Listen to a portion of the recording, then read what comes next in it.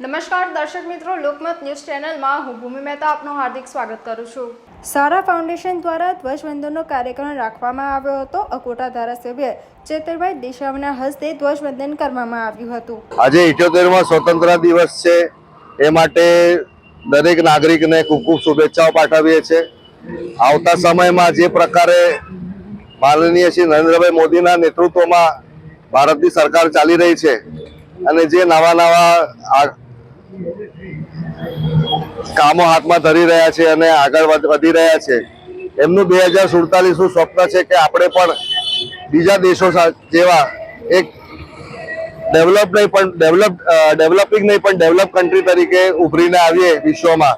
એના પ્રયત્નો સાથે આગળ વધી રહ્યા છે। ત્યારે આપણે સૌ જેમ એમને વારંવાર કહ્યું છે કે આત્મનિર્ભર બનો, કે આપણા પોતાના દેશ માટે આપણું પોતાનું સન્માન છે, આપણા તિરંગો આપણો સન્માન છે, એની તમે લાજ રાખો, તમારા દેશ માટે તમે વધારે ને વધારે ઉપયોગી બનો, એ પ્રકારના કાર્ય કરો અને આપણું જે કમિંગ ફ્યુચર જનરેશન છે એને પણ એવું સશક્ત કરો કે આવતા સમયમાં ભારત દેશ એ આખા દુનિયામાં ઉભરીને આવે, છવાઈને રહે અને જે અહીંયા નથી બનતું, હમણાં સુધી આપણે જે ઇમ્પોર્ટ કરતા હતા વસ્તુઓ નાની મોટી, એ બધી જ અહીંયા બંધી થાય।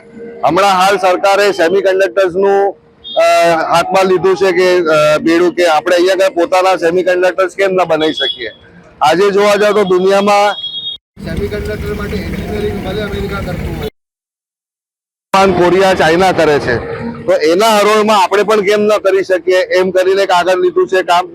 સાથે બલ્ક ડ્રગ્સ, જે આપણે મેડિસિન માટે અમુક મેડિસિન્સ આપણી ઘણી મોંઘી હોય છે અને આપણે બહારથી એનું જે રો મટીરિયલ લાવતા હોઈએ છીએ, તે રો મટીરિયલ પણ આપણે અહીંયા ગુજરાતમાં થાય તૈયાર, એના માટે પણ બેડું ગુજરાત સરકારે ઉપાડેલું છે।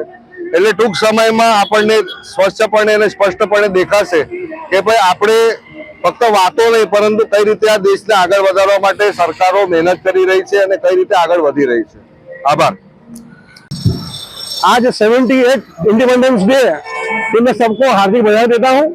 और सन फार्मा रोड पर स्थित सारा फाउंडेशन द्वारा इस बार भी बहुत भव्य 17 दिवस का आयोजन किया गया।